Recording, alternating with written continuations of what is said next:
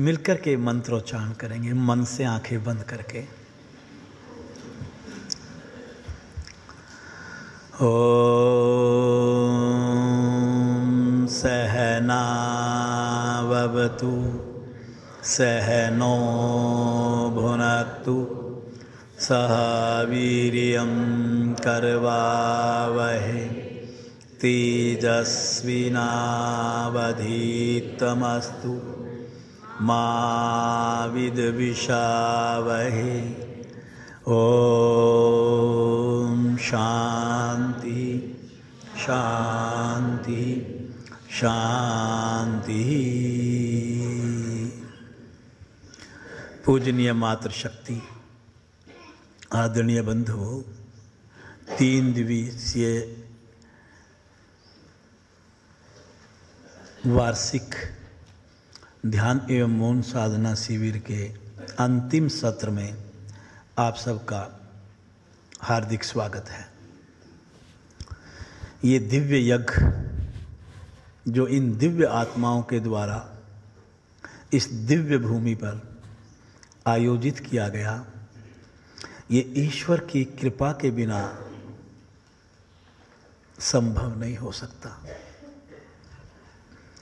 8 विषय आपके पास लेकर के आए थे, 7 विषय आपके सामने पेश किए जा चुके हैं। 8वां विषय है कर्म योग। इसको जानबूझ करके मैंने लास्ट में रखा,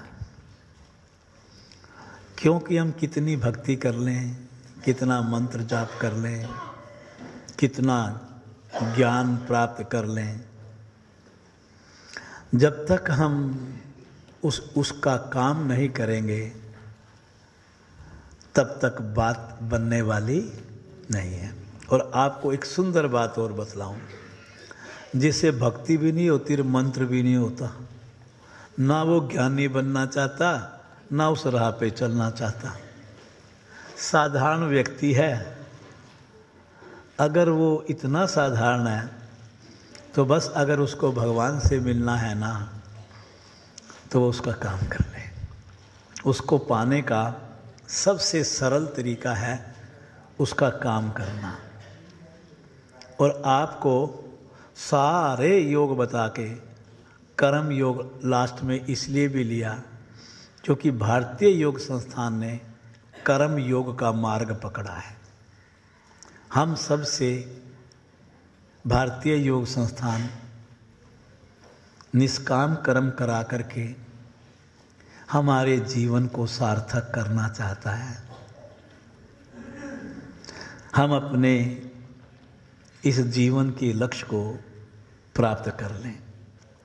और भारतीय योग संस्थान महर्षि पतंजलि के योग पर चला है। और योग दर्शन का पहला सूत्र क्या है? अथ योगः अनुशासनम। पढ़ो मत, बोलो मत, सुनो मत, करो। उसको करो। कर्म शब्द क्रि धातु से बना है। कर्म किससे बना है? क्रि का मतलब होता है करना। क्या करना? क्रिया करना, व्यापार करना, जिससे आपका भाग्य बनता हो। कई बार हम कहते हैं ना, कल कोई गीत में भी कह रहा था कि जीवन बाद में मिलता है, भाग्य पहले बनता है, तकदीरें पहले लिखी जाती हैं। लेकिन संस्थान कुछ और कहता है। आप सच मानिए, भगवान हमारी तकदीर नहीं लिखता, ना हमारा भाग्य लिखता। आप अपने भाग्य के निर्माता स्वयं हैं। आप अच्छा कर्म करोगे, आपका अच्छा भाग्य प्राप्त होगा। आप बुरे कर्म करोगे, बुरा भाग्य आपको मिलेगा। हर कर्म में फल निहित है, आपको मिलेगा ही मिलेगा। और आप समझ लें, इस धरती पर जितने भी व्यक्ति हैं पूरे संसार में, वो कर्म किए बिना रह ही नहीं सकते। हम हर क्षण कर्म करते हैं। कर्म किए बिना हमारा जीवित रहना संभव नहीं है। ना ही कश्चित क्षणम अपि जातु तिष्ठ कर्म कृत कार्यते ह्यावशः कर्म सर्वै प्रकृति जैर गुण। अर्थात ये गीता का 3 अध्याय 5वां श्लोक है, जिसमें कहा गया है कि व्यक्ति एक क्षण भी कर्म किए बिना नहीं रह सकता। उसको ना चाहते हुए भी कर्म करने पड़ते हैं। और साथ में ये भी बात है कि ये कर्म ही हमारे बंधन के कारण होते हैं। ये कर्म ही, दूसरी बात भी साथ ही बोल सकते हो आप, भले इसमें ना लिखी हो, कर्म ही बंधन के कारण होते हैं। कर्म ही बंधनों को तोड़ सकते हैं। मनुष्य इन कर्मों के कारण जन्म मरण के चक्कर में फंसता चला जाता है। लेकिन इसका उल्टा कर दो, अगर आप अनासक्त भाव से कर्म करते हो, निष्काम कर्म करते हो, तो इन बंधनों से मुक्त होकर के आप मोक्ष को प्राप्त करते हो। क्या करते हो? मोक्ष को प्राप्त करते हो।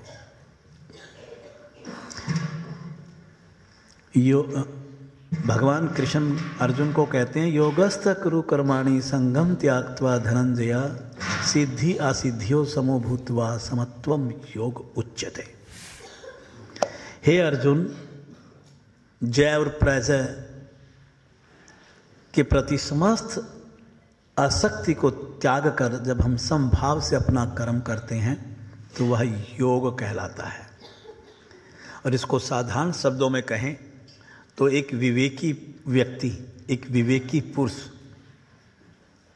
अपनी सभी कामनाओं को त्याग कर समत्व भाव से विवेक पूर्वक अपने प्रति, अपने परिवार के प्रति,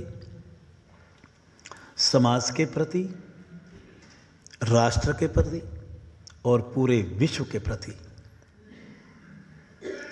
अनासक्त भाव से अपने कर्तव्यों का पालन करता है, धर्म मानकर अपना, वही सच्चा योग है।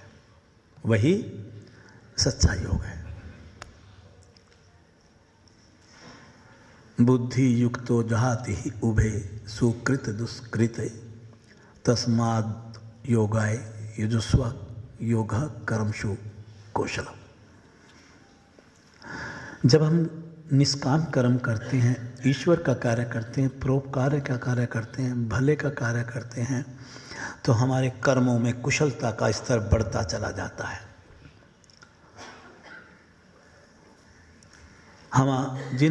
जो कर्म हमें बंधनों में बांधते हैं, निष्काम कर्म हमें उन बंधनों से मुक्त करते हैं और हम अपने जीवन की सार्थकता को प्राप्त करते हैं। और गीता में एक सूत्र आता है कि अगर आप ऐसे कर्म करते हैं जो आप भगवान को अर्पित करके करते हैं, ईश्वरीय कार्य करते हैं, तो आपको बदले में क्या मिलता है। जैसे कीचड़ में या जल में कमल का फूल खिलता है तो कभी आप देखिए कि उसकी डंडी सीधी ऊपर जाती है और फूल ऐसी जगह खिलता है कि उसकी पत्तियों का संपर्क, बोलो, ऐसे ही उस साधक का संबंध होता है, समाज में रहते हुए भी वो बुराइयों से बचा रहता है जो ईश्वर का कार्य करता है। जो ईश्वर, क्योंकि समाज में बुराई तो सारी जगह है, लेकिन आप बुराई के बीच में रह करके भी बुराई आपका कुछ, क्योंकि आपके ऊपर एक सुरक्षा कवच पहन लिया आपने अपने ईश्वरीय कार्य का। वो कवच आपको उस बुराई से, बोलो, बचा करके रखता है। वो कवच आपको बुराई से बचा के रखता है। अगर हम कर्मों के भेद के बारे में सोचें, कर्म कितने प्रकार के होते हैं। सामान्यतः 2 तरह के कर्म होते हैं। एक होते हैं विहित कर्म और दूसरे होते हैं निषिद्ध कर्म। विहित कर्म अच्छे कर्मों को कहा गया है वे कर्म जो शास्त्रों के अनुकूल हों, जो आपको बंधनों से मुक्त करवाने वाले हों। और निषिद्ध कर्म वह होते हैं जो शास्त्रों के प्रतिकूल हों, जिनकी शास्त्रों में करने से मनाही हो कि आपको ऐसे कर्म नहीं करने चाहिए। तो विहित कर्म, अच्छे कर्म आगे 4 प्रकार के बतलाए गए। सबसे पहले नित्य कर्म। नित्य कर्म क्या है? जो आप संध्या करते हैं, जो आप पूजा करते हैं, जो आप अर्चना करते हैं, जो आप वंदना करते हैं, ये नित्य कर्म है। ये आम व्यक्ति के लिए है। आपके लिए एक नित्य कर्म और है।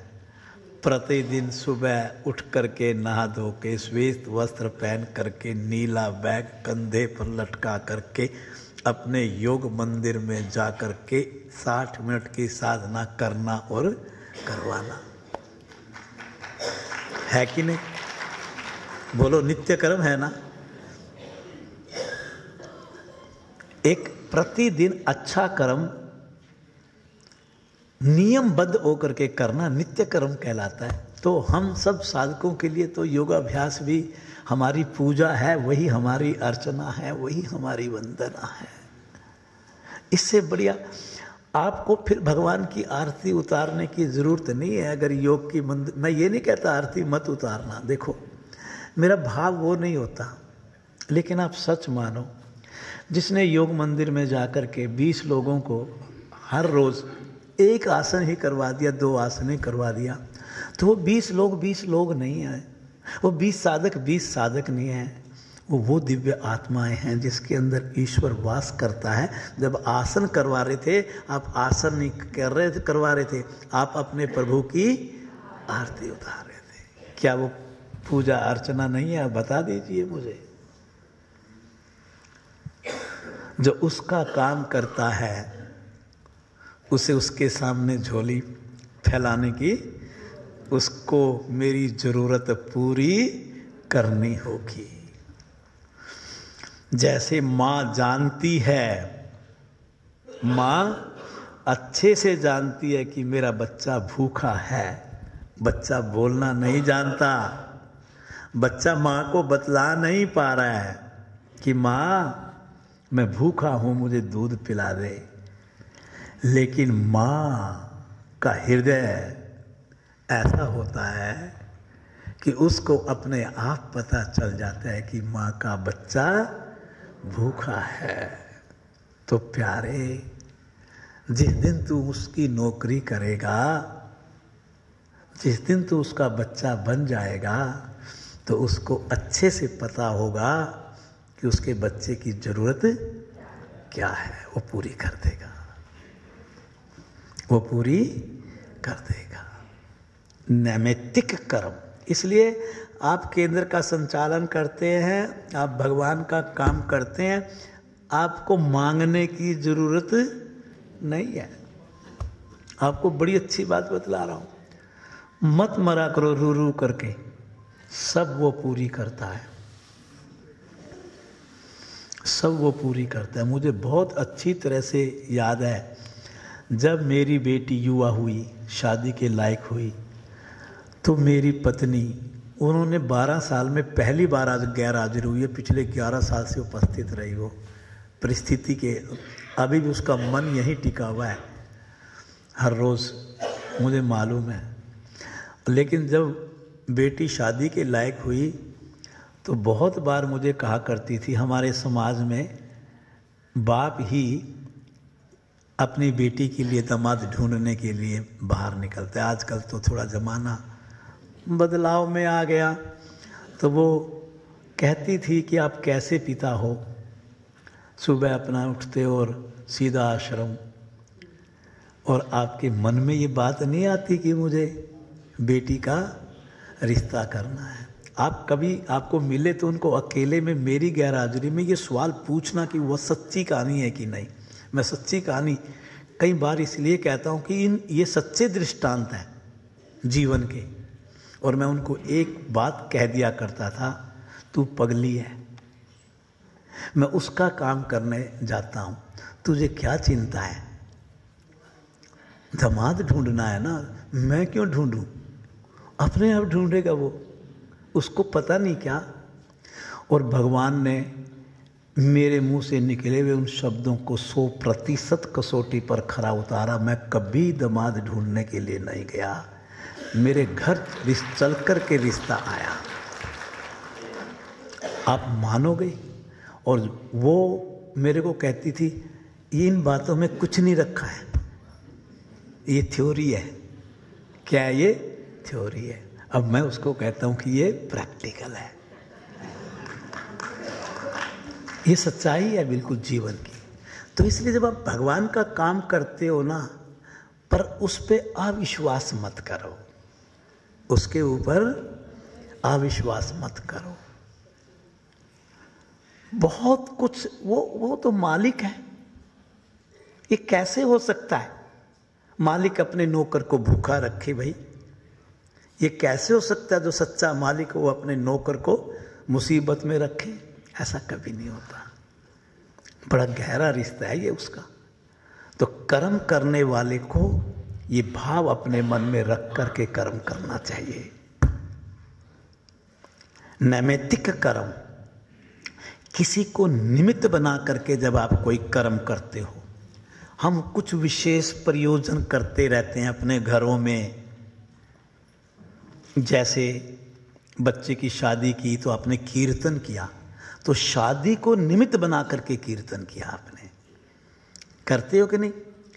आप दिवाली का त्यौहार मनाते तो अलग ढंग से मनाते हो, होली का त्यौहार मनाते हो तो आपके भी कई घरों में होलिका की पूजा की जाती होगी। वो देखा आपने सड़क के ऊपर वो धागा चारों तरफ बांध करके उसका पूजन करते हैं, आप समझे ना? तो निमित्त बना करके, वो भी तो ईश्वर की पूजा है। होलिका में एक मतलब उस समय उसने प्रहलाद को मारने के लिए तो उसको बिठाया गया था, तो ईश्वरीय शक्ति की आप उस समय मांग, उसकी पूजा करते हो आप। तो आप किसी को निमित्त बनाते हो, श्राद्ध करते हो आप। उस दिन अपने पूर्वजों ने, जिनसे हमें ये देह मिली, कई बार हम कहते हैं हमारे माँ बाप ने क्या दिया। अरे तेरे माँ बाप ने तो वो दिया, अगर तेरे माँ बाप न होते तो तू ही ना होता, पगला कहीं का। माता पिता का, कई बार आपने महिला रोग और योग में मेरे को माँ के ऊपर बोलते हुए सुना होगा, आंखों में आंसू आ जाते हैं। माँ की परिभाषा नहीं बनी आज तक। जब मेरी माँ की परिभाषा नहीं बनी तो मेरे भगवान की परिभाषा कहाँ मिलेगी? आप कल्पना कीजिए। आप नामकरण संस्कार करते हो तो उस दिन भी पूजा होती है, घर में होती है ना, पंडित जी को बुलाते हो। तो ये सब कौन से कर्म कर रहे हो आप? किसी को निमित्त बना करके कर्म कर रहे हो। काम्य कर्म, किसी कामना को पूरा करने के लिए कर्म करना। आपने देखा हो कई बार बेटे की शादी हो गई, 2 साल बच्चा नहीं हुआ और दादी बनने का बड़ा मन कर रहा है। फिर पता क्या कहती है? हे माँ वैष्णो, तू मेरे घर पोता दे दे, और तू पोता देगी मैं तेरी चौकी करूंगी, माता की चौकी। कौन सा कर्म हुआ? जोड़ दिया, कामना पूरी होगी। और राजा कौशिक ने मंत्र जाप किस लिए किया था? काम धेनु गाय मिल जाए। तो कौन सा कर्म कर रहे थे वो? तप कर रहे थे कि आपका काम्य कर्म कर रहे थे? बताओ, काम्य कर्म कर रहे थे। कैसे दृष्टांत कहीं से कहीं फिट हो जाते हैं ना, वो काम्य कर्म था। और चौथा होता है प्रायश्चित कर्म। कौन सा कर्म? देखो, कल आपने गोष्ठी की थी बाहर बैठ करके, आज एक काम करते हैं हम। प्रायश्चित कर्म में जो मैंने आपको दृष्टांत सुनाए, सबसे बढ़िया दृष्टांत कौन सा बैठना चाहिए यहां पर? रत्नाकर डाकू। नारद जी के समझाने के बाद उसको ज्ञान हुआ कि तू गलत राह पर चला हुआ है, और वो तप पर चले गए। और जो उन्होंने तप किया वो कौन सा तप किया? प्रायश्चित तप किया, जिसने उसको वाल्मीकि बना दिया। क्योंकि भगवान की शरण में जो चले जाते हैं, भगवान ने तो रावण को भी कहा कि तू मेरी शरण में आ जा। और कृष्ण भी कहीं ना कहीं गया तो था दुर्योधन के पास, भाई तू इसको 5 गांव दे दे, क्यों झगड़ा करवा रहा है। अब उसकी दुर्बुद्धि, वो नहीं माना तो मत मान, भुगत अपने कर्म को, है कि नहीं। तो प्रभु की को जो शरणागत हो जाता है और जो अपनी गलतियों का प्रायश्चित करता है, तो प्रभु उसको भी माफ करते हैं। तो प्रायश्चित के लिए जो हम कर्म करते हैं, कई बार हमसे अनैतिक कार्य हो जाता है, पाप कर्म हो जाता है, निकृष्ट कर्म हो जाता है, जाने में हो जाता है, अनजाने में हो जाता है, हमें प्रायश्चित करना चाहिए। हम ये भी समझाते हैं कि भी गलती स्वीकार करने से आप छोटे नहीं हो जाते। कभी भी याद रखो ये बात। मैं द्वारका में प्रोग्राम लेके आ रहा था, मीनू गुप्ता बैठी हुई है यहाँ पे। हाँ, इन्होंने सुबह सुबह हमारा प्रोग्राम रख दिया, पता नहीं इनको मैंने कभी बताया कि नहीं, पुरानी बात है वैसे। अब रात को कहीं शादी में जाना था, 12 बजे सोया, 5:30 बजे इन्होंने बुला लिया, 3 बजे उठा, 2.5 घंटे में कहाँ नींद पूरी होनी थी, पर कमिटमेंट थी, जाना तो ज़रूरी था। गाड़ी उठा के चल दिया, प्रोग्राम लिया, ले करके वापस आया। सुबह के समय खुद गाड़ी ड्राइव कर रहा था और नींद में था। नींद में गाड़ी चलाते चलाते थोड़ी सी झपकी लगी, इतनी देर में रेड लाइट थी, रेड लाइट पे ब्रेक टाइम से पहले नहीं लगाया, रेड लाइट पे जो गाड़ी लगी थी उसके ठोक दी। अब उसके ठोक दी, वो यंग लड़का था, खिड़की खोली और यूँ करके उतरा, और जैसे यूँ करके उतरा उसके बोनट पे थोड़ी चोट लग गई। आया मेरी खिड़की के पास, इससे पहले वो कुछ कहता, मैंने कहा बेटा आज तो बहुत मेरे से बड़ी गलती हो गई, और बच्चे मेरी गाड़ी तेरी गाड़ी से टकरा गई, बड़ा गलत हुआ ये तो, मैं तो बहुत खेद प्रकट करता हूँ, मुझे बड़ा दुख हुआ। कहता अंकल जी कोई बात नहीं, आप कोई बात नहीं। ये सच्ची कहानी है मेरे, आपको मैं हकीकत बतला रहा हूँ। और मैं उसको ये कहता कि नहीं तूने गाड़ी गलत जगह लगा रखी थी, तो क्या होता आप बताओ? झगड़ा होता। ये जीवन में कुछ ये बातें जो चर्चा में लाते हैं, कुछ कहते हैं हमारे को, आपसे गलती हो गई आप मान लो, इतनी सी तो बात है। इसी में जब आपका वो सारा वातावरण बढ़िया बनने लग रहा है, तो आप क्यों बिगाड़ते हो भाई वातावरण को? मत बिगाड़ो ना। निषिद्ध कर्म के बारे में मैंने आपको बतलाया, विहित कर्म के बारे में मैंने आपको बतलाया। अब गीता के अनुसार कर्मों के रूप देखते हैं कैसे होते हैं। गीता में 3 तरह के कर्म आते हैं, कर्म, अकर्म, विकर्म।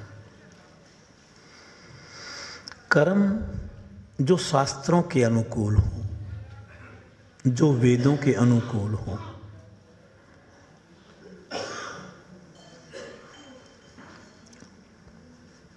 उनको कहा गया है। और विकर्म जो वेदों के प्रतिकूल हो, चोरी करना, बेईमानी करना, दूसरों को कष्ट पहुंचाना, असामाजिक कार्य करना, अनैतिक कार्य करना, लूटना, दूसरों की जेब काटना, झूठ बोलना, जो ये सारे ये शास्त्रों के अनुकूल थोड़ी हैं ये बातें। और विकर्म होता कुछ भी ना करना। हाँ, आकर्म कुछ भी कर्म ना करना, निठल्ला। लेकिन जो कुछ भी नहीं करते वो भी फंस जाते हैं, वो भी आपके कर्माशय का हिस्सा बन जाया करते हैं कई बार। जैसे एक व्यक्ति सो रहा है और आप देख रहे हो सोते को, और एक बिच्छू उसकी तरफ बढ़ रहा है काटने के लिए उसको। आप ना तो उसको उठा के सचेत कर रहे हो, ना बिच्छू को दूर कर रहे हो, और फिर कह रहे हो मैंने कुछ किया थोड़ी है, तो मेरे को पाप कैसे लगेगा? आप समझे मेरी बात? आप बताओ, यहां पर आपका कोई कर्तव्य बनता था कि नहीं?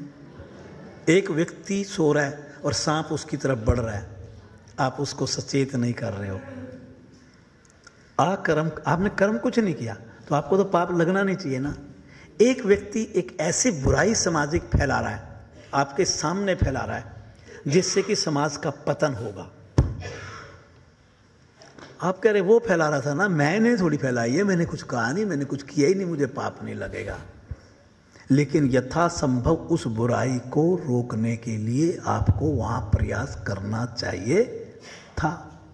आपने वो नहीं किया तो भी ये आपके कर्माशय का हिस्सा बनेगा और जिसका आपको फल भुगतना ही पड़ेगा। भाव देखिए किधर चला गया। मतलब अकर्म भी कर्म बन गया एक तरीके से। इस भाव में अकर्म भी कर्म बन गया। और वेदांत में 3 तरह के कर्म बताए: संचित कर्म, प्रारब्ध कर्म, क्रियामान कर्म। संचित कर्म वो होते हैं जो जन्म जन्मांतर से, पूर्व जन्मों से भी, जन्म से पूर्व की अवस्था के भी हमारे कर्माशय में संचित पड़े रहते हैं। वो तब तक पड़े रहेंगे जब तक उसका फल आप नहीं भुगत लोगे। और प्रारब्ध कर्म वो होते हैं जो प्रबल होते हैं, जिनको आप भोगने लग रहे हो, आपको भोगने ही पड़ेंगे। जब तक ये नहीं भोगेंगे तब तक आपकी मृत्यु भी होने वाली नहीं है। भोग के जाना ही पड़ेगा इस जीवन से। प्रारब्ध ही है ये, जो सुख आप भोगते हो वो भी आपका प्रारब्ध है, और जो आप दुख भोग रहे हो वो भी। इन 3 दिनों में सुख भोगा कि दुख भोगा? नहीं नहीं, गलत कह रहे हो आप, मैं सही कह रहा हूं। सब पे थोड़ी लागू होती है। आपको पता है कईयों को बड़ी पीड़ा हुई है नीचे सोने में, जमीन पे, उनको नींद नहीं आती। और जब वो घर से बाहर जाते हैं ना, 5 स्टार होटल में ठहरते हैं, उनके पास तो पैसा है, उनका वो किंग बेड होता है, किंग बेड।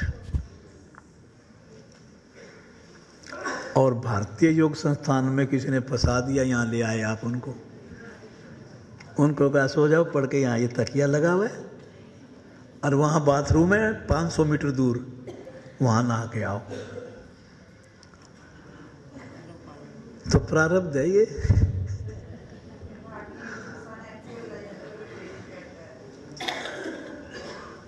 और अगर आपने सुख भोगा है, ये बात आप सच कह रहे हो, तो आप सच मानो ये भी आपका प्रारब्ध है। आपके माता पिता के संस्कार आज आपका प्रारब्ध बन के आपके सामने आए हैं।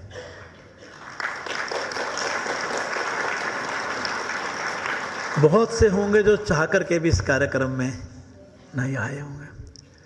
ऐसे भी हैं जिन्होंने आपसे पहले टिकट बुक करवाई थी और 24 घंटे पहले उनको टिकट कैंसिल करवानी पड़ी।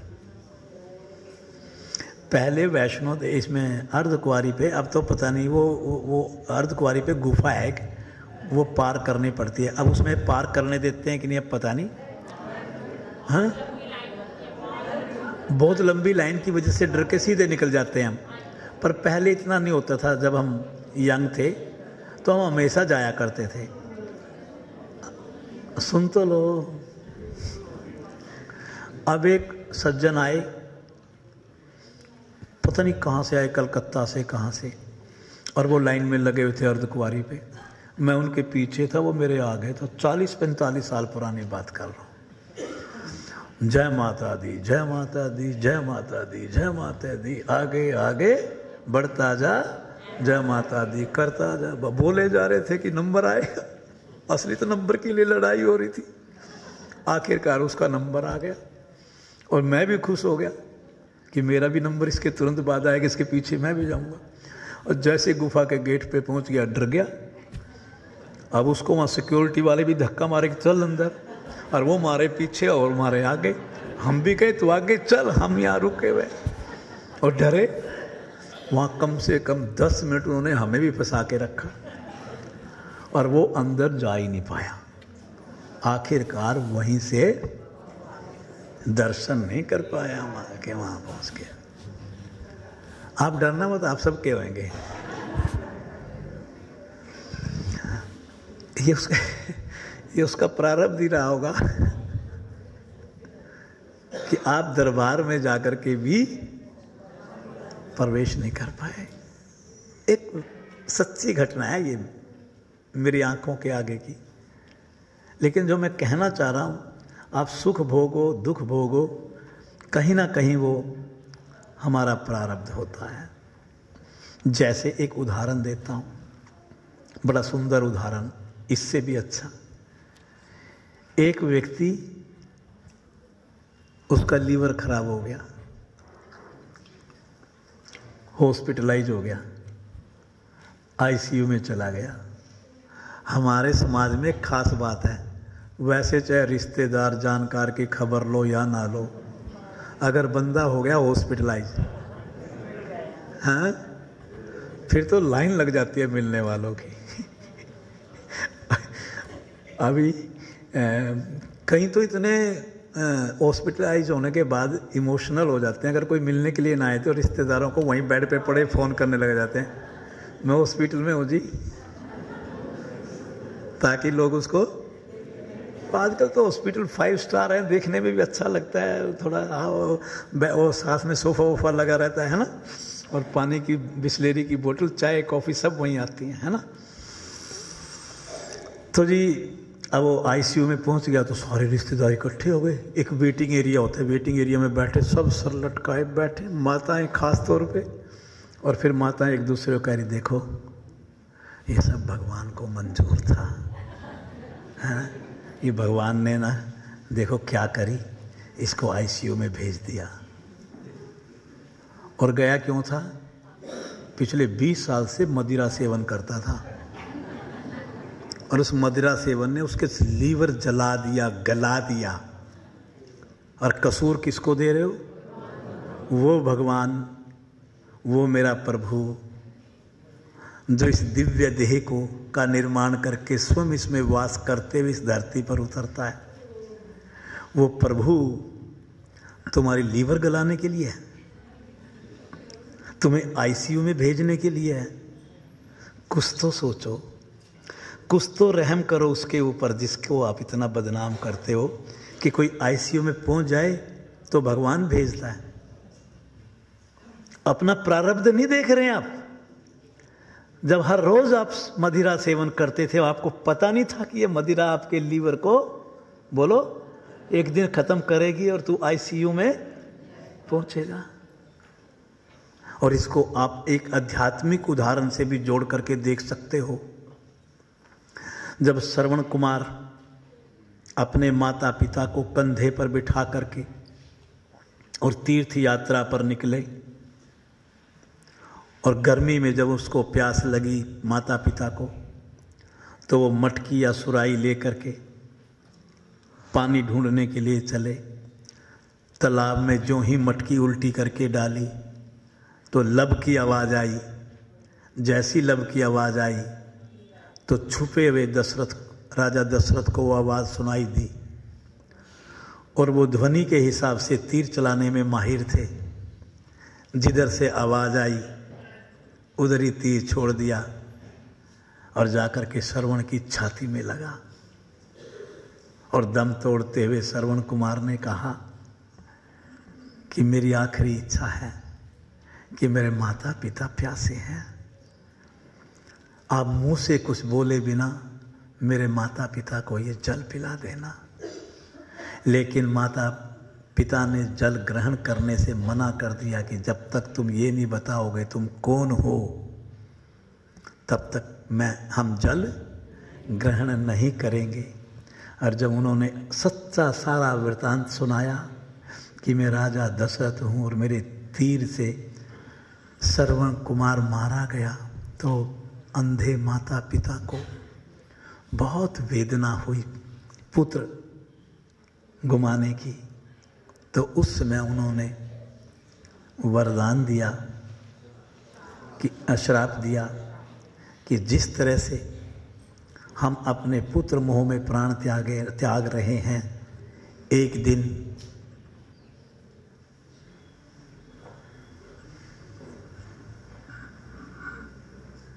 आपको कह रहा हूं, जिन्होंने चश्मा यहां रखा हुआ है, आपकी एकाग्रता वार्ता पर नहीं है। मैं अपने शब्द भूल जाता हूं जब श्रोता के तार मेरे से हट जाया करते हैं। ठीक बोला मैंने? ठीक बोला। और वार्ता की रिकॉर्डिंग चल रही है, मुझे ऐसे बोलना नहीं चाहिए, मुझे मालूम है, पर वार्ता की और शिविर की एक मर्यादा है, उस मर्यादा में हमें कार्यक्रम चलाना है। ये तो आपको यहाँ से जाते जाते समझ में आ जाएगा कि भारतीय योग संस्थान में शिविर कैसे लगाए जाते हैं। और वो शराब राजा दशरथ के द्वारा किए गए कर्म का प्रारब्ध बाद में कसौटी पर खरा उतरा।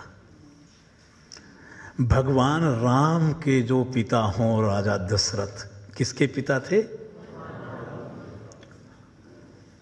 तो राजा दशरथ भी प्रारब्ध से नहीं बच पाए, तो इससे फिर आपको किसकी सिफारिश लगेगी, आप बता सकते हो? आप कल्पना कीजिए। इसलिए कर्म करते समय थोड़ा आत्मचिंतन जरूर कर लें। हम कैसा कर्म कर रहे हैं समाज में? क्रियामान कर्म वे कर्म होते हैं जो आप वर्तमान में कर रहे हैं और उसका फल भविष्य में प्राप्त होगा।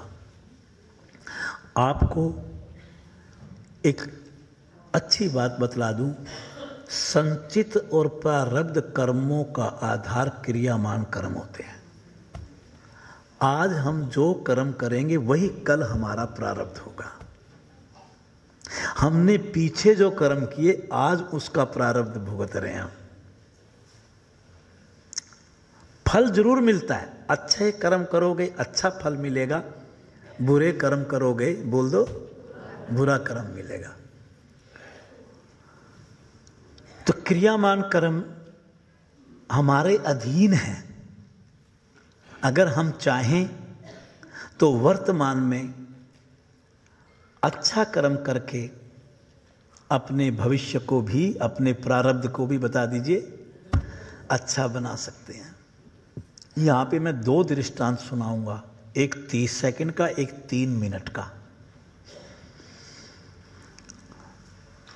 3 मिनट का 30 मिनट वाला तो मैंने कन्वर्ट करना है उसमें, और 3 मिनट वाला दृष्टांत एक उस पर चिंतन करने की बात है।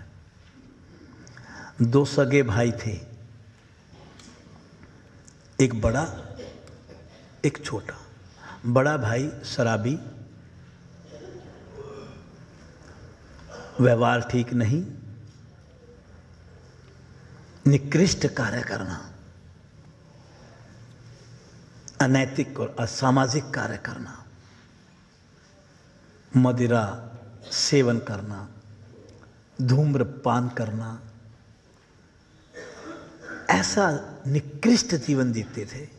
जीते जीते उसका प्रारब्ध क्या हुआ कि बीमार रहने लग गए। इतने बीमार कि चलना फिरना भी कठिन हो गया। और छोटा भाई जो था वो बहुत सज्जन था, दूसरों का भला करना, सुपाच्य भोजन लेना, समय पर लेना, समय पर खाना, उनका मानो की दिनचर्या एकदम सात्विक थी। गांव में कोई संत आए जो भविष्यवाणी करते थे हाथ देख करके। दोनों भाई ने निर्णय लिया कि चलो अपनी संत सच बताते हैं, उनकी भविष्यवाणी सही निकलती है और उनसे हम पूछ के आते हैं अपना भविष्य। बड़े भाई ने सबसे पहले हाथ दिखाया संत को, तो संत ने उनके कान में धीरे से बोला कि बेटा तुम्हारी आयु 6 महीने शेष है। क्या बोला? 6 महीने शेष है, जो करना है कर लो। दूसरे ने पूछा, उसके कान में धीरे से बोला कि तुम्हारे भविष्य में राजयोग लिखा है और अगले 6 महीने में आप इस देश के राजा बन सकते हैं। क्योंकि राजा बूढ़ा हो रहा था और संत ने भविष्यवाणी कर दी। तो हुआ क्या, जो छोटे वाला था, जिसके भाग्य में राजयोग था, उसके दिमाग में घर जाती चिंतन किया तो एक बात आई कि तुझे बनना है 6 महीने बाद राजा, तो तू राजा वाले गुण पहले विकसित कर ले। अब राजा तो मदिरा सेवन भी करता है, ठाठ बाट करता है, कोई गलती करे तो गाली गलौज थप्पड़ मारना, जो मर्जी सजा दो, और उसका व्यवहार वैसा होता चला गया। और उसके अंदर आदतें जो ना विलासी आदतें आनी शुरू हो गई। उससे क्या हुआ कि बीमारियां आनी शुरू हो गई। बीमारियां आनी शुरू हो गई तो बीमारी बढ़ती चली गई, बेड रिडन हो गया। बेड रिडन हो गया तो बस दवाइयों पे चला गया। और बड़े वाले ने जब आत्मचिंतन किया कि तेरी आयु ही 6 महीने शेष है, तूने अब तक जितने बुरे कर्म कर लिए, अब तू कम से कम 6 महीने तो अच्छे कर्म करके चला जा। अब उसने क्या किया, अच्छे कर्म करने शुरू कर दिए, भोजन ठीक कर लिया, शराब छोड़ दी, धूम्रपान छोड़ दिया, भगवान की भक्ति करने लगा, भगवान का काम करने लगा, लोगों की भलाई के लिए काम करने लगा, जिसके लिए जितना काम आ सके उतना काम आने लगा, स्वास्थ्य ठीक होने लगा, लोग उससे प्यार करने लगे, चारों तरफ उसका डंका बजने लग गया, सब सम्मान की दृष्टि से देखने लग गए और वो उस एरिया का सबसे भला व्यक्ति बन गया। क्या बन गया? भला व्यक्ति। इतने में जो राजा बूढ़ा हो चला, उसके औलाद नहीं थी। उसने अपने मंत्रियों को कहा, मंत्रियों ने कहा कि राजन, अब आप बूढ़े हो चले हो, अपना कोई उत्तराधिकारी नियुक्त करो। तो उन्होंने मंत्रियों का, हाँ मैं भी यही सोच रहा था, आप ऐसा करो, समाज में सबको ढूंढो, जो सबसे भला व्यक्ति हो उसको ढूंढ के लाओ, मैं उसे अपना उत्तराधिकारी बनाऊंगा। अब पूरी सर्वे होने लग गया और सर्वे होते होते कौन पकड़ में आया? वो बड़ा भाई।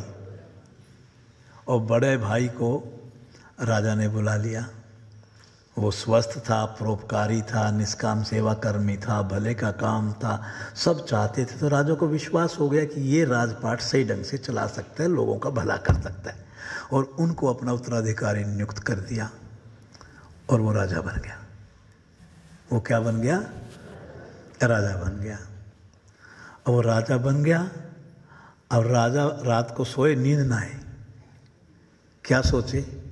तुझे तो मरना था, तुझे तो मरना था, 6 महीने में तू राजा बन गया, और भाई को राजा बनना था, वो आज नहीं तो कल मर जाएगा, जो उसकी हालात है। तो उसने, ज्योतिषी ने ये झूठ क्यों बोला? वो तो माना हुआ संत था, राजा था। सुबह उठा, मंत्रियों को आदेश दे दिया कि इस नाम के ज्योतिषी को ढूंढ करके बुलाया जाए राजमहल में। अब वो तो राजा का आदेश था। अब ज्योतिषी को बुला लिया। अब ज्योतिषी को पहले तो आदर सत्कार किया, फिर कहा बैठ जाओ। कहने महाराज, मैंने आपको विशेष काम से बुलाया। अब तो राजा बन गया था। बोलो राजन, आपको मेरी क्या जरूरत पड़ी? वो तो खुश हुआ कि भी मैंने जानता था उसको। कहते ये बताओ, आपकी कोई भविष्यवाणी गलत नहीं होती, पर यहाँ आप कैसे फिट नहीं बैठे? आपने मुझे कहा था कि आप तो 6 महीने के बाद ऊपर, और भाई बैठेगा इस गद्दी पे, और मैं बैठा हूं इस गद्दी पर, भाई ऊपर जाने के लिए तैयार हो रहा है, ये कैसे? तो उस समय संत कहता है, देखो राजन, क्योंकि राजन तो कहना पड़ेगा ना, देखो राजन, यह बात सत्य है कि मेरी भविष्यवाणी कभी झूठी नहीं होती, क्योंकि जब मैंने आपका हाथ देखा तो आपका प्रारब्ध आपकी मृत्यु दिखा रहा था और आपके छोटे भाई का प्रारब्ध राजयोग दिखा रहा था। लेकिन इसमें मेरा क्या कसूर कि आपने अपने कर्मों को बदल करके अपना, दोनों भाइयों ने प्रारब्ध ही बदल दिया।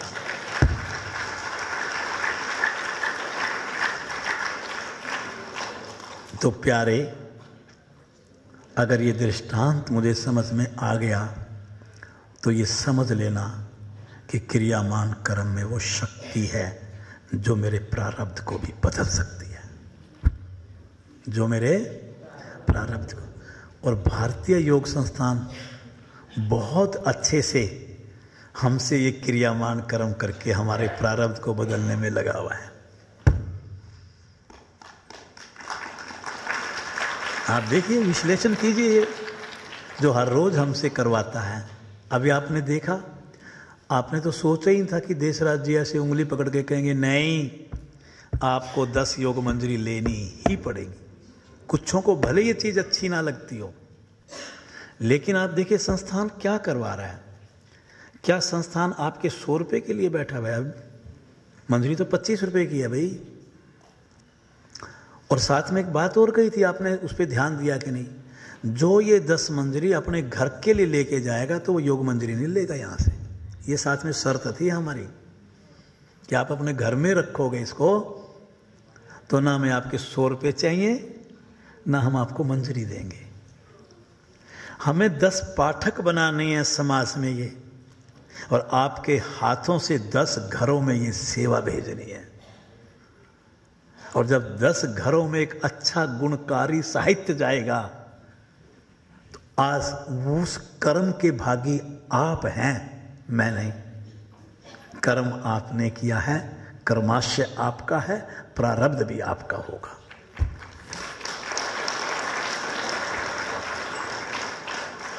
शुरू में कोई एक इस आश्रम के निर्माण जब हुआ या बीच में कोई बात हुई तो कल सतपाल जी मेरे से शेयर कर रहे थे, क्योंकि ये भी मेरे टाइम के जुड़े हुए होंगे, लगभग थोड़ा बहुत साल 2-4 साल का आगे पीछे का होगा।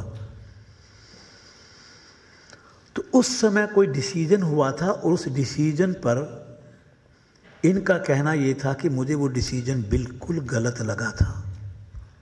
लेकिन आज मुझे ये आभास हो रहा है कि प्रकाश लाल जी के द्वारा लिया गया वो निर्णय 101% सही था, जो मेरी नज़रों में उस समय गलत था। ये सामने बैठे, कल की बात है ये कल की बात है। कई बार हमें लगता है कि सामने वाला गलत है, मैं ठीक हूं। मत दावा किया करो, सामने वाले को भी सुनने की क्षमता रखो। क्यों जोर दे करके अपनी बात पे ही जोर देना चाहते हो? स्वभाव को थोड़ा बदलो। योग हमें, हमारे भीतर ये बदलाव की शक्ति देता है, हमें बदलाव की शक्ति देता है।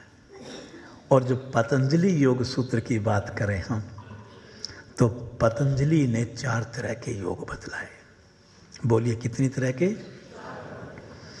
4 तरह के।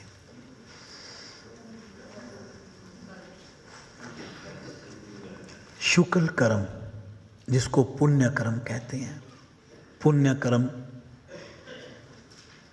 वेदों की विद्या के अनुसार श्रेष्ठ हैं। पुण्य कर्म हमें स्वर्ग की ओर लेकर के जाते हैं। व्यक्ति पुण्य कर्म तभी कर सकता है जब उसमें सतगुण की अधिकता हो, रजगुण साथ मिल जाए। ध्यान से सुनना, सतगुण की अधिकता हो, रजगुण साथ मिल जाए। जब हम पुण्य कर्म करते हैं तो हमारे भीतर वैराग्य जागृत होता है। पर एक कमी है पुण्य कर्म करने में। क्या है? एक कमी है, कर्तापन का अभिमान पैदा होने का भय बना रहता है। ये बहुत खतरनाक लाइन है लास्ट वाली जो बोली है।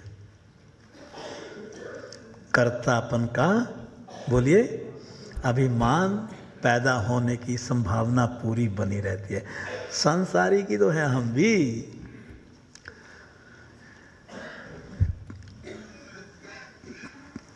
एक त्योहार आता है फरवरी के महीने में 13-14 तारीख के आसपास। उसमें कोई उसको संक्रांति बोलता है, कोई मकर संक्रांति, कोई कुछ जनवरी में।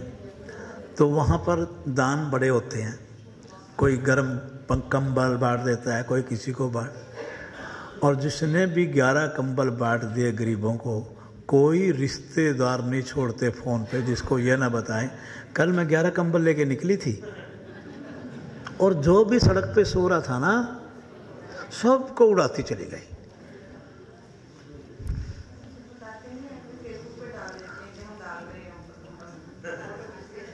मैं ये नहीं कह रहा हूं कि आपने काम गलत किया, काम तो बहुत अच्छा किया आपने, आप समझ गए आगे।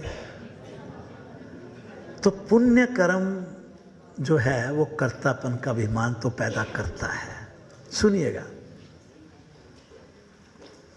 एक पाप कर्म होता है कृष्ण कर्म,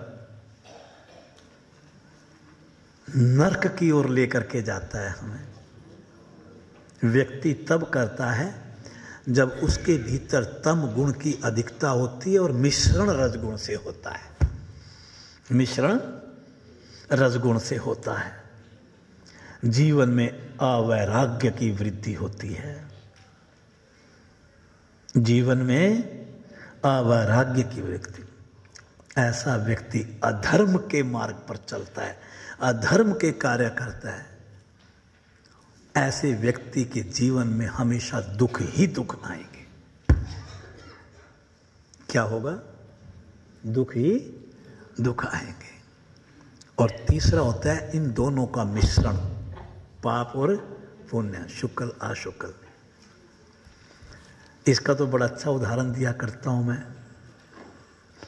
कमाओ बेईमानी से, उसमें हिस्सेदार भगवान को बना लो। उसमें क्या करो? भगवान को हिस्सेदार बना लो। कई बार आपने देखा नहीं हो, जो रिश्वत होती है वो कई जगह बंटती है, एक जगह थोड़ी खपती है। वो नहीं, पत्ती होती है उसमें, 10 पैसे उसके 10, उसके 20, उसके 50, उसके बोस बाकी ले जाएगा। ऐसे होता है ना। तो ये मिश्रित कर्म है। प्याऊ बिठा दिया, हैंडपंप लगवा दिया, धर्मशाला बनवा दी, मंदिर में मूर्ति स्थापना करवा दी, दे दिया 1 लाख रुपए। बेईमानी से 50 लाख कमाए थे, कितने परसेंट हुआ? 50 लाख का 2%। 2% में भगवान को भागीदार बनाया, 98% खुद खा गया। वहां भी रहम नहीं आया कि आधे का तो मालिक बना लूं उसको भी। 1-2% से ऊपर नहीं खिलाते ये, नहीं। अच्छा है क्या ये कर्म? बोलो। नहीं। असली कर्म क्या है? पाप पुण्य से रहित कर्म। पाप पुण्य से रहित कर्म, उसको निष्काम कर्म कहते हैं, जिससे अंतःकरण की शुद्धि होती है, जिससे अंतःकरण की शुद्धि होती है। मैं इस विषय को यहाँ छोटा करूँगा, बस एक कर्म के ऊपर दृष्टांत सुना करके, इसी वाले पर, किस पर? निष्काम कर्म पर। मैंने शुरुआत की थी जो वार्ता की, वो इस बात पर करी थी कि भारतीय योग संस्थान की नींव निष्काम कर्म है।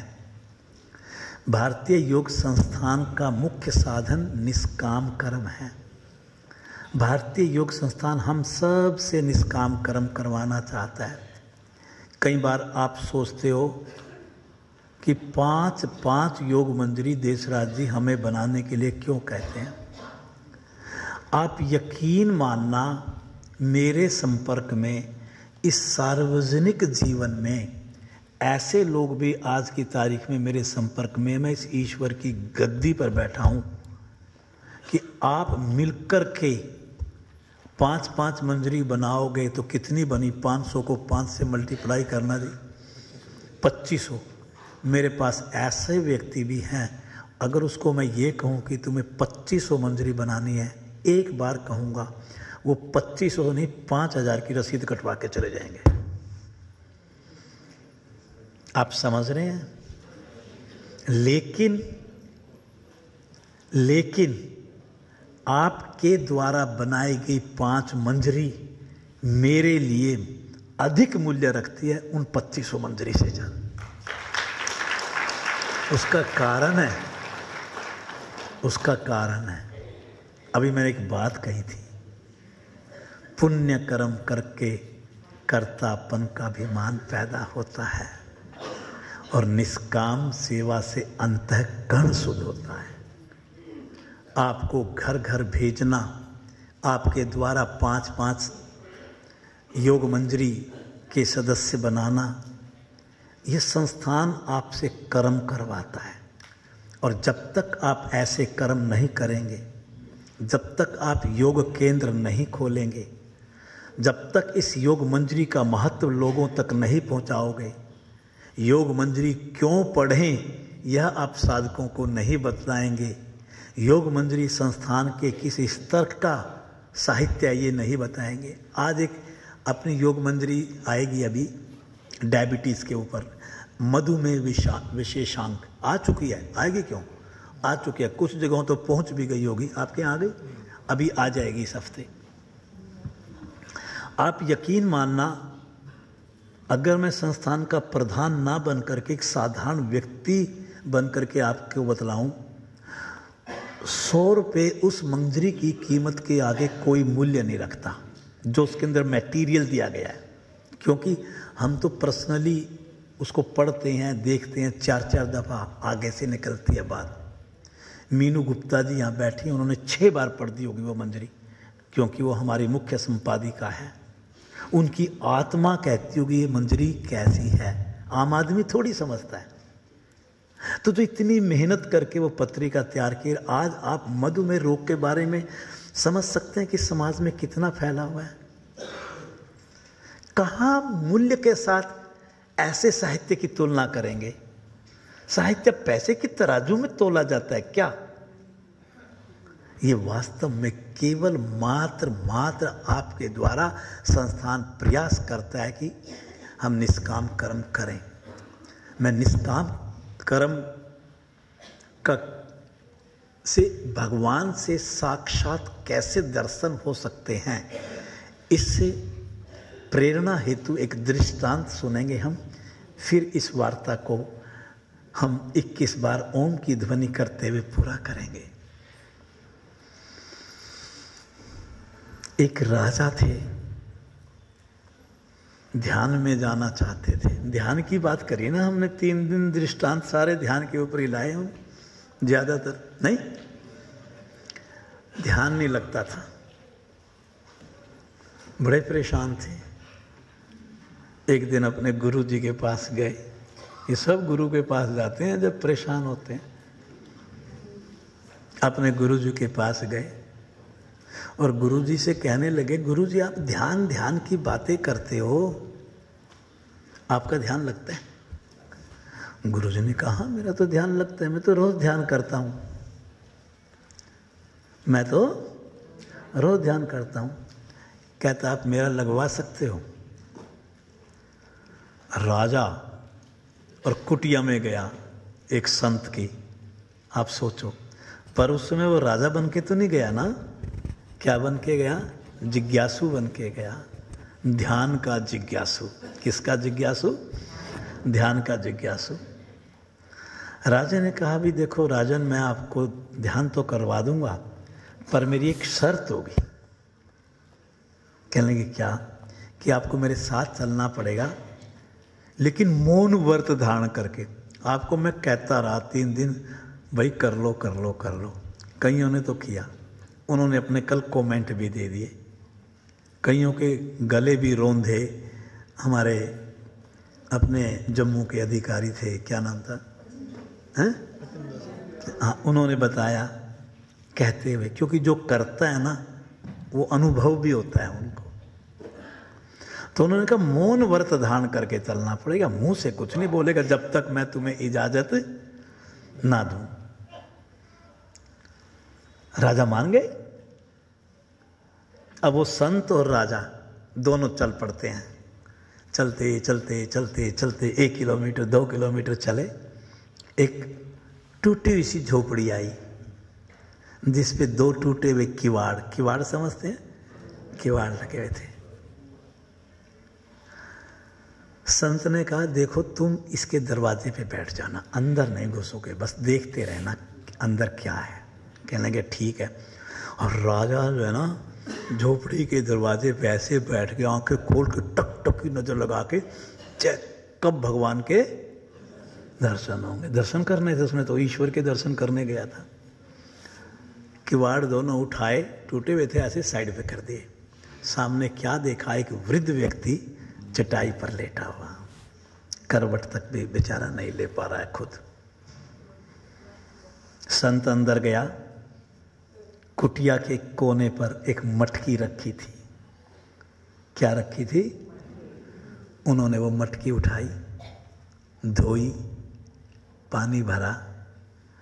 संत ने झाड़ू उठाई, सारी झोपड़ी में लगाई, पोछा लगाया, साफ सुथरा किया, पानी भर के लाए और उस वृद्ध व्यक्ति को उठाया, थोड़ी मसाज करी, नहलाया, उसके कपड़े बदले, कपड़े धोए और सुखा दिए।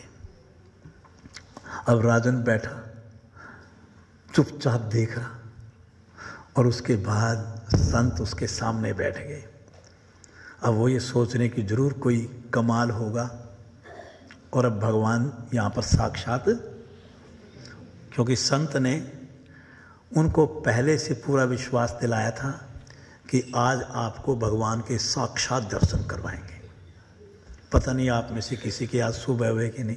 एक महिला तो आई बाद में मेरे पास, बहुत मन खराब कर रही थी, रो रही थी। कहती 20 साल के बाद आज मेरा ध्यान लगा।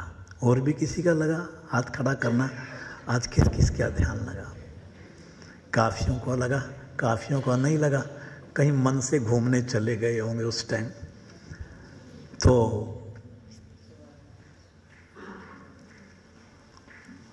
राजा इंतजार में था कि अब मेरे को किसके दर्शन होंगे? बोलो, भगवान के दर्शन होंगे। तो जिस सारा कुछ करके उन्होंने वृद्ध व्यक्ति को बिठा दिया, वो बैठ गया। उसके चेहरे पे थोड़ा अब फुर्तीलापन आया, थोड़ी खुशी आई हल्की सी। और फिर संत ने कहा आओ बाबा, बैठ करके कुछ देर ध्यान करते हैं। दोनों ने बैठ करके ध्यान करना शुरू किया, जैसे हम सब सुबह ध्यान कर रहे थे। ध्यान करने के बाद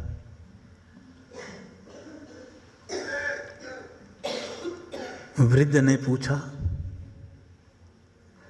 संत से कि आपको भगवान के दर्शन हुए? संत ने कहा कि हाँ, मुझे दर्शन हुए। फिर वृद्ध ने पूछा कि ये बताओ आपके भगवान कैसे थे? संत ने कहा मेरे प्रभु आप जैसे थे, मेरे प्रभु आप जैसे थे। अब बारी किसकी थी? संत की। संत ने पूछा बाबा आपको भी भगवान के दर्शन हुए क्या? कहता हाँ, मुझे भी दर्शन हुए। कहता आपके भगवान कैसे थे?